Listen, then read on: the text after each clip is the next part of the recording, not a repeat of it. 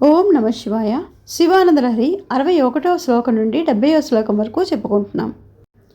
అంకోలం నిజ బీజ సంతతి రయస్కాంతో ఫలం సూచిక స్వాద్వీ నైజ విభం లతాక్షితిరుహం సింధుస్సరిద్వల్లభం పాప్నోతి హైదా తథా పశుపతేః పాదారవిందద్వయం చేతవృత్తిరుపేత్య తిష్టసి సదా సా భక్తిరిత్యుతే ఆనందాశ్రువిరాతనోతి పులకం నిర్మల్యతం చాదనం వాచా సంగముఖస్థైశ్చ జఠరా పూర్తిం చరిత్రామృతైః రుద్రాక్షైర్భసితేన దేవ వపుషో రక్షాం భవద్భావనా పర్యంకే వినివేశ్య భక్తి జననీ భక్తార్భకం రక్షతి.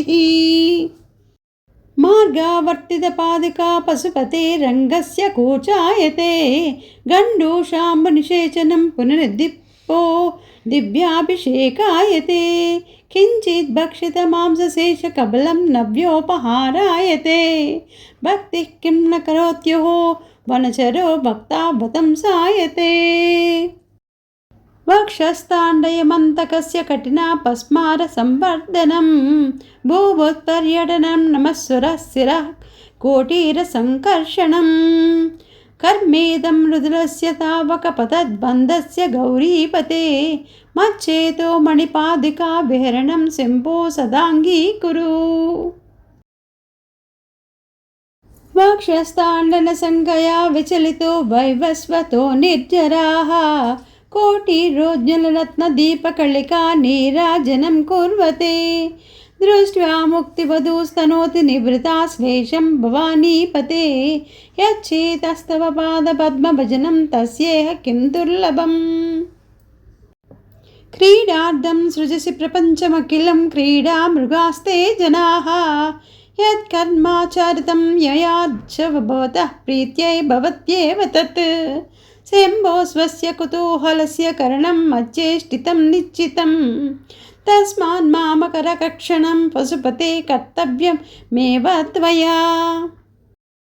బహువిధ పరితోష బాష్పపూర స్ఫుటపులకాంకిత చారుభోగ భూమిం చిరపదఫలకాంక్షి సేవ్యమానాం పరమ సదాశివ భావనాం ప్రపద్యే అమితముదమృత ముహుర్దహంతీం విమల భవత్పదగోష్టమావసంతీ సదయ పశుపతే సుపుణ్యపాకాం మమ పరిపాలయ కామధేనుమేకాం.